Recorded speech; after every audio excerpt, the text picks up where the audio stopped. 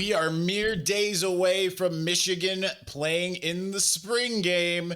May's team versus the blue team. I personally love the blue team from what I've seen there. But anyway, that doesn't matter. We're going to get to all about the spring game with the person who's calling the spring game, which you won't see until Sunday, the 27th. And that's Mr. Jake Butt. We're going to talk about it right here on this episode of Locked On Wolverines.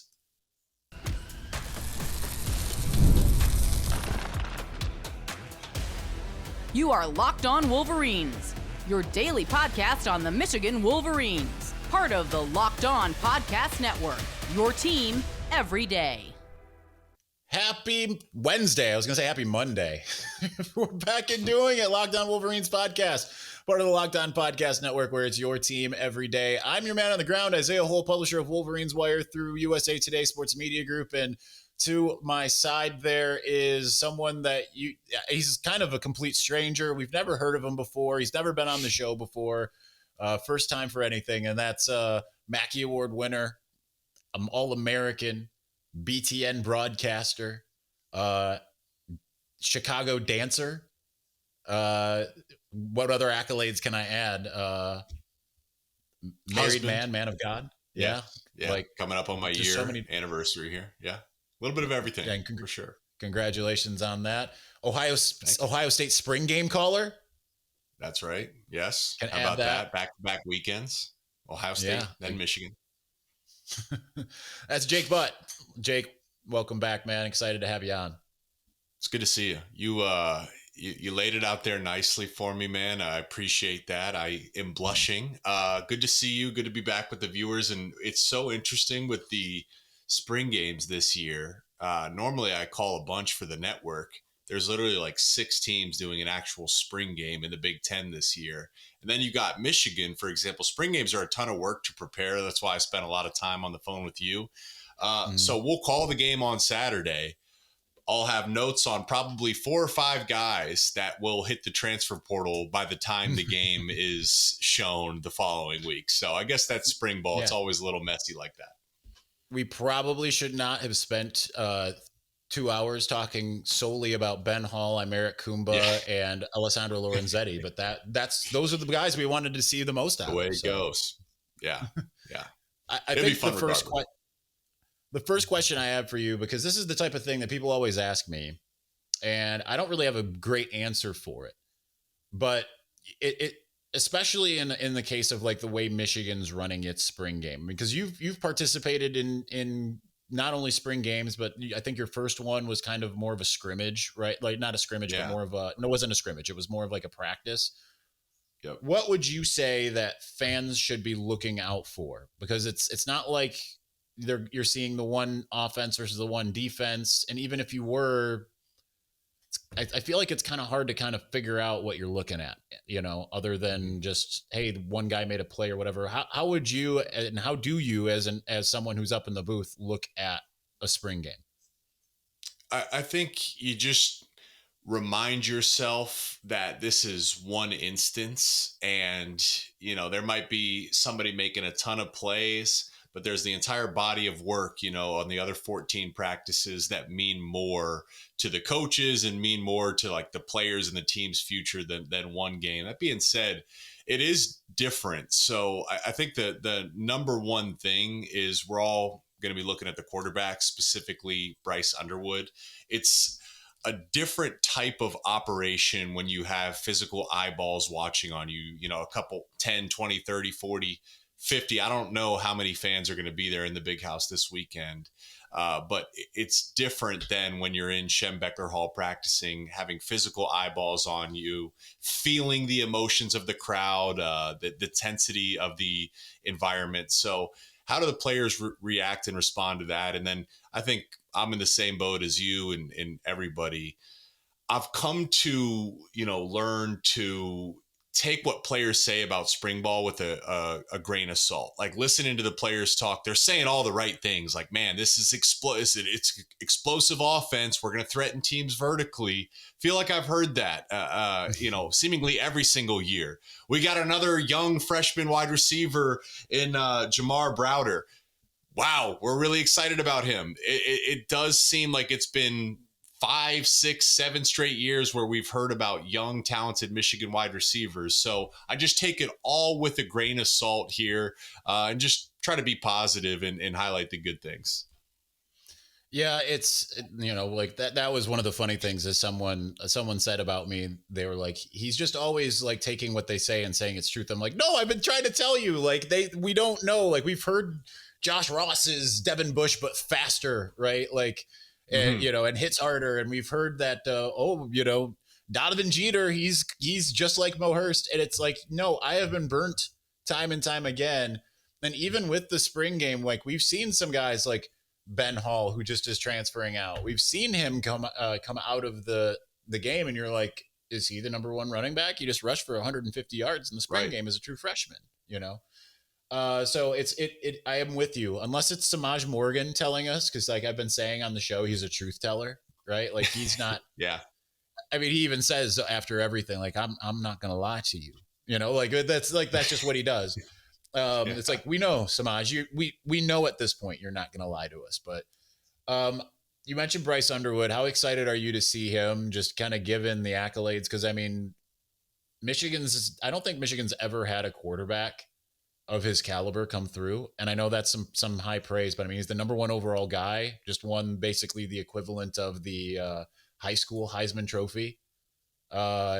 Presented to him yesterday. How excited are you to see him, and what are you looking for out of his performance on Saturday? I'm so excited, and I say context, but there really is no context. There's he's in his own stratosphere, and even JJ was a highly touted recruit, and immediately when he was on campus, like you could feel the buzz and excitement of JJ's future. But it does feel different with Bryce, just from a talent standpoint. And then you look at him, and he's just physically imposing. He looks like an NFL quarterback, 6'5", tall. Even when they're doing the bowl game practices, there's all the quarterbacks, and then here's this kid that's still in high school, and he looks like a grown man compared to the rest of the team. So super excited, and really excited to see what he does in this Chip Lindsey offense. Because you look back at Chip's history, of course, Drake May is most recent, but Nick Mullins was a starting NFL quarterback. Jarrett Stidham has some starting NFL experience under his belt. Those are two guys that don't have nowhere near the talent of Bryce Underwood. So it's a combination of his potential with a new offensive play caller that I think has everybody excited, and then you bring in new weapons. I'm excited to see Marlin Klein. They talked about him like he's the most athletic tight end to come through Michigan in a really long time. Donovan McCulley, which you took as a slight, and I think that's fair, right? No one ever said I was the most athletic, so I'm excited. I mean, he ran like a 10.3, 10.500 or something like that. I never even ran track, so. I'm going to start saying that when I introduce you, it's going to be like Mackey Award winner, the most athletic Michigan tight end in history. That's how it's going to start going now. We must tell the truth. I am nowhere near. I don't even think I'm top 5 most athletic tight ends. But just to really put a bow on it, Isaiah, like Donovan McCulley, I being in my position covering the conference, like I called an Indiana game a few years ago where McCulley was targeted like 6 or 7 times. And I'm like, who is this guy? 6'5", long arms. He had a big time touchdown down in the red zone. Like Michigan, it feels like they are going to have an actual identity this year. And I know even last year, like the identity is run the ball, but they still didn't even have an identity. So you have this young, talented quarterback with everything else seemed to at least be settling in around him. So there's a ton of reasons to be excited. I have a question that I want to ask you kind of about that. It's based off of a phone call I had with Steve Dace the other day. But we need to go to do that at the other end. So let's do that here in just a moment. But before we do, the NBA playoffs are almost here, and FanDuel is giving new customers an incredible way to get in on the action. Right now, when you join FanDuel and place your first $5 bet, you get $250 in bonus bets if your bet wins. I love how FanDuel makes betting so easy, whether it's picking my favorite team or diving into player props from 3-pointers to steals to assists. FanDuel has so many ways to bet your favorite player props. Plus, after the game tips off, you can even combine live prop bets into a same game parlay for a chance to win big. Don't miss out. Head to FanDuel.com and claim your $250 in bonus bets today.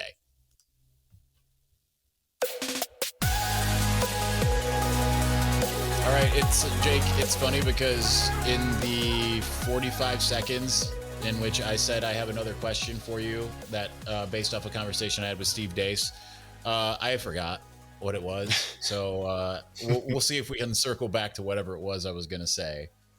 But I did want to know, especially because Michigan is going to be working in some of these new players and everything. You mentioned McCauley, you mentioned Underwood. Are there any other players that you've kind of singled out on your sheet that you're like, this is a guy I just have circled. This is a guy that I want to see. It looks like you got to look at the actual sheet. But like, who are those guys that you look at and say, I want to see them take that next step, and I think that they very much will coming into the spring game. I do have my actual sheet here too, so I'm going through. I'm looking through some of my notes. Justice Haynes, him, what he can provide in the backfield alongside Jordan Marshall, like even last year with Donovan and Khalil Mullings, like there still wasn't, it took us until halfway through the season before Michigan kind of had clarity and certainty and a true identity in the backfield. It's going to be so important for them to have that figured out ASAP. And it sounds like they already do. Like having two healthy running backs is going to be critical for their success. I already mentioned Marlin Klein, that goes without saying. But I do think Hogan Hansen has a potential to be a big time weapon in this offense this season. Just an athletic guy. He moves a little bit differently than Marlin Klein. The defensive line, Isaiah, I'm curious how good, what do you think the ceiling of that defensive line could be? Because I do a lot of draft stuff now, and I'm looking at Michigan, especially on the interior. They've become an NFL defensive lineman factory, even going back to the time when I was a player. It seems like they're cranking out high-level talent. As you've sorted through the smoke a little bit, evaluating the defensive line, like what do you think their ceiling is this fall? I mean, it could be among the best ever. And I know that's some hyperbole, but I mean, it's because it's just stacked in a way that I think, it's last year's, it's going to be hard to top last year's. But the thing is about this year's is that I think that unlike you, when you were there, Ryan Glasgow seemed like he was injured, quite a bit, had the torn pec and stuff like that. Was that 2015? Matt Godin was very good, but obviously wasn't like an NFL guy. They just lost, obviously, the two hogs in Mason Graham and Kenneth Grant. But I look at the depth and I look at the fact that it's not like, it felt like for a while Michigan had amazing exterior guys and pretty good interior guys. And right now it feels like they've got really great guys across the board, and it feels like there's multiple rotations of them. So while you might not have the high caliber names in the same way as having Mason and Kenneth, right, who are going to be first round guys a week from tomorrow, probably, right? Like you're going to hear their names on day one. I mean, you've got three sets of starters essentially at the interior: Rayshon Benny, Trey Pierce, Trey Williams, Damon Payne, Ike Iwunnah, who I think is severely underrated considering every time you get Wink Martindale in front of a microphone, he wants to talk about Ike Iwunnah, and like he singles him out every time. That's always a pretty good sign, right? You're not just going to single out a guy and be like, yeah, I think like he's going to be really good if he's just not going to play, right? Like unabated, right? This isn't like, hey, how do you think Ike Iwunnah is going to do? And then Enoetta as well. And then you've got the edge guys who the first name out of Sharon Moore's mouth on your network yesterday asked who's really come on in spring ball. He says Derek Moore.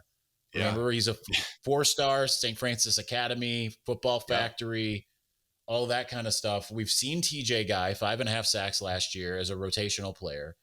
We talked on the phone about how that was like Chase Winovich production in 2016, and he was like a fan favorite immediately. The fact that TJ Guy is not getting talked about in this with the same type of hype is actually kind of criminal. And then the backups there, Cam Brandt and and Dom Nichols. I feel like these aren't names that people are talking about nationally, but they should be. Yeah. Right. I just mentioned 10 guys for 4 spots that are just going to be keep coming and keep coming and keep coming. And I think that when you look at the fact that you've got the ability mixed with the depth, because when they're coming in waves like that, we always hear about how offensive lines wear down the defensive front over the course of a game. Offensive lines, no matter who Michigan plays, they're not going to be able to do that because their front starts getting worn down. Well, here's the next one. And okay, that starts getting worn down. Here's the next one. Okay, well, here's the first group you saw. And I think that's going to bode extremely well for Michigan. They want to be strong on the lines, both sides. That's why I asked you, because, that's the challenging thing about spring ball is it's like, we use Colston to Marlin as an example, like Colston, top 15 pick in this year's NFL draft. We've been told to be excited about Marlin, and I certainly am. So it's like, okay, here's the next guy we should be excited, but you really don't know. You mentioned a ton of names across that defensive line, guys that have organically been developed, a couple transfers. They're telling us to be excited, but you really don't know. But the truth is, Michigan's success really ultimately will be decided by that defensive line. Like, that is the identity of this team. And one thing too, it does feel like, and you've said this, I've heard this from talking to different people, the competition, like spring ball, you don't want to only hear about one position group. Like I called Ohio State spring game, their offensive line dominated, their quarterbacks were kept clean, the run game looked great. That means their defensive line was struggling. What I don't hear this spring is that the defensive line is just dominating. It sounds like the offensive line is winning some days and throwing some punches back. And I think that's really important, especially considering how much praise you have for Michigan's D-line. Now, I am still leery about the offensive line because it definitely seems like they've got an open eye on the transfer portal. There's the South Dakota guy that they have their eye on at the moment. So that kind of tells you a little something about what they think of that. But nonetheless, the fact that it does sound like, we're hearing directly, like we weren't talking like this last year, or at least if we were lying to you. That's kind of, again, the spring ball of it all, right? Hey, we're actually winning some battles and everything, and all of that. That kind of leads me to the next part. I know we're being very offensive heavy, but how much do you buy in? Because, like, this was the question. It was the idea of identity, and Michigan, even with the run game not necessarily having a strong identity last year, the last couple of days, there's definitely been some angst from some Michigan fans about the identity kind of changing to being a more pass-happy offense. What do you make out of what you've been hearing coming out of spring ball, and that Michigan's throwing? Like, we talked yesterday to Nathan Afobe, and it's like, we asked him, like, is there a lot more throwing? And he's like, yeah, there's a lot more. Now, granted, that's spring ball. Chip Lindsey could not call passing plays in games. But what do you make of that changing the identity to being a little bit more of a pass-happy team? The context, once again, matters, which is, well, you literally couldn't get worse at throwing the ball. Like, so what, they're throwing the ball more? Well, they couldn't go the other direction. Their backs were already against the walls. It was only the serviced academies, which simply do not throw the ball, that were worse than Michigan. So that's the piece of it. You also look with Chip and Sharon Moore, I believe back in December, talked about, looking for a play caller. He wants the ability to run the ball and balance. Chip Lindsey has a history, even though he comes from the spread style background going back in high school. Balance is the word that comes to mind. I believe when he was at Auburn in 2017, was one of 8 teams in SEC history to throw for and run for 3,000 yards in the same season. So I do believe what we're hearing for these players, they're probably saying, wow, Michigan's passing the ball so much more. But that was simply because they literally could not, would not, and didn't do it last year. So the context of that matters. Another thing, Isaiah, I think Davis Warren average depth of target was like 6.6 yards, and something under 10% of his throws went further than 20 yards last season. Well, Drake May with Chip Lindsey, average depth of target was 11 yards, and something like 20% of his throws went beyond 20 yards. Michigan's offense was so condensed last year. Everything happened within 10 yards of the line of scrimmage. It's like, you ever seen those caving videos where guys are like squeezing through a tight space and you forget to like breathe? That's kind of what it was like watching Michigan's offense last year. You just forgot to breathe because everything was condensed.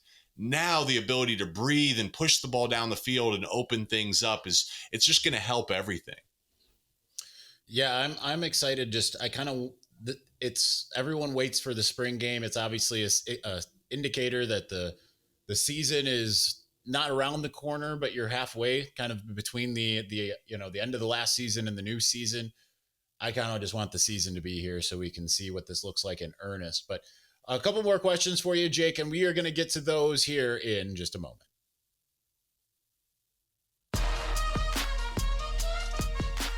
All right, we are here with most athletic tight end in Michigan history, Jake Butt, continuing on with our conversation before he calls the spring game. I am curious. I have to ask, you just called Ohio State's spring game. You just saw them in person.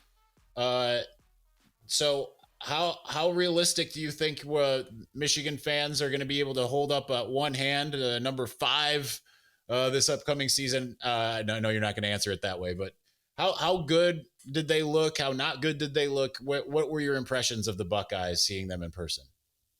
I mean, they're certainly impressive, and anyone that's followed the conference or Michigan, Ohio State, they know, Ohio State has recruited really well. So the depth of talent is there, but it's a different makeup. I mean, Ohio State's wide receiver room is extremely, extremely deep. Jeremiah Smith, yes. Carnell Tate, yes. Brandon Innes, those guys are all, 5-star level talents, but their second unit of wide receivers, I think, would start at the majority of teams in the Big Ten. So they're really deep there. The same is true in their secondary. So on the edges, once again, Ohio State's in a great place. Their offensive line, I think, is in a much better place this year than it was last year, certainly with the injuries. They feel good about that unit and their ability to run the football. Defensive line seems to be the big question mark. And again, I use that to contrast what we were just talking about with Michigan, just the makeup of these two teams. Ohio State, once again, talent all across the edges, skill positions, extremely sexy. Defensive line, I'd expect to see Ohio State hit the transfer portal to pick up some defensive linemen. It'll be interesting, especially because, Michigan's won the battle of the trenches there each of the last 4 years, even in a year last year where it did not feel like Michigan was going to win the offensive line versus defensive line matchup. It did, right? No one was sitting there saying, Evan Link, you're going to be able to handle Jack Sawyer and JT Tuamalau, and yet he did. So that's going to be interesting to see if that continues. All right, last couple here. I want to know, and this is kind of looking ahead, and I probably could have saved this for a post-game show rather, but I'll do it now. When you look at the fact that Michigan's got a schedule that is much more amenable than last year in terms of the teams that are being played, and it's kind of funny because I answered this basically on our phone call telling you, like, I feel good about things for this reason, but I want to know your take. With the fact that the teams that are being played, Oklahoma and Nebraska and Ohio State are the big marquee games. Also, you got the road game at USC, but you got 3 of those 4 teams I just mentioned on the road. The fact that the season goes home, away, home, away, home, away, home, away, home, away, away, home. How can, is that a good thing? Is that a bad thing? How do you just kind of read that for Michigan coming up? I just think it kind of plays into a general theme of, Michigan should expect to take the step. And like everything that happened last year with, the changing of the guard, Jim Harbaugh leaving and in comes Sharon Moore, all that happened really late. That happened late in the coaching cycle. which means, Sharon, it was rushed. I use the analogy once again, like it didn't feel like Sharon ever had a chance to catch his breath. Of course, all the other outside narratives and the battles with the NCAA, like there was such immense challenge for Sharon on top of replacing all the talent. It feels like this year you have a chance. We expect this for players, that sophomore leap. Everything's moves fast as a freshman, and then as sophomores, you can finally catch your breath and take that leap. I believe year 2, that should be the case for Sharon. Add on top of the fact that the schedule is much more favorable. Add on top of the fact that you expect the offense to take a big step forward, clear upgrade talent at quarterback, talent on the outside. So it's the schedule adds into the general theme of you have to be excited as Michigan fans, and you have to expect that this team's going to take a step forward, especially considering how they finished the season, beating Alabama and beating Ohio State. Yeah, I think that the schedule can be very amenable, especially if you get past weeks 2 and 4. I think that's going to just, if they do that, I think they're in a great spot, honestly. And then you take your chances with the Buckeyes, who, like you said on the phone, who knows if Ryan Day winning a national championship helps his mentality in that game. We don't know. We won't know until that happens. Nonetheless, all right, that's going to do it for I'll let you go. But that over to my side there, it's Captain America lookalike / stand-in Jake Butt. Just adding to your nicknames. Keep them coming. Yeah, exactly. Like seriously though, when you've got the hair, all slicked back, I'm like that. He could be Captain America. He should be Captain America. Why is he not Captain America? Anyway, that'll do it for us. Good luck calling the game on Saturday. You'll be able to see it in person without the smooth dulcet tones of Jake Butt at the Big House on Saturday. Otherwise, you'll be able to hear and see him on the 27th on Big Ten Network when that finally airs. Jake, thanks for joining, man. Thanks, Isaiah. Always a pleasure. All right, and that's going to do it for us today. Tomorrow will be the mailbag, and we will go from there. So thanks for watching. Thank you for listening. We will talk to you again soon. Peace.